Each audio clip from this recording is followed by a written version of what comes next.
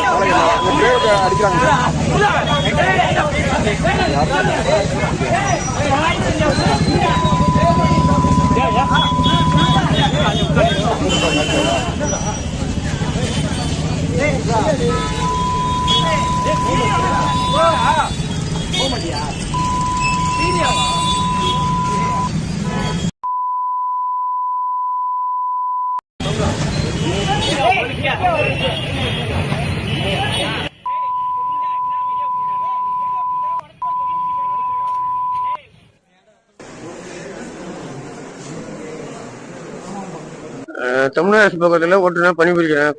பந்தலூர்லேருந்து கும்பகோணம் வரும்போது கும்பகோணம் பாலக்கரை அருகே பேருந்து வழிமறித்து 10 கொண்ட மர்ம கும்பல் என்னை அடித்து தாக்கினார்கள்.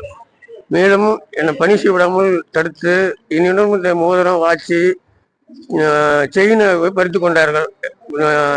பலமான அடிபட்டு கண் விழித்த போது கும்பகோணம் அரசு மருத்துவமனையை அனுமதிக்கப்படுவதை தெரிந்து கொண்டேன். இவர்கள் மீது கடுமையான நடவடிக்கையுமாறு கேட்டுக்கொள்கிறேன். காவல்துறை வந்தாங்க. காவல்துறை வந்து பார்த்து விசாரிக்காங்க.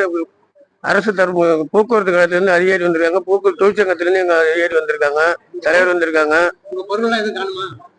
எனக்கு போட்டு 1.5 பவுன் செயின், தங்க மோதிரம், வாட்சி 3 ஹாஸ்பிட்டல் வந்து பார்க்கும்போது காணும்.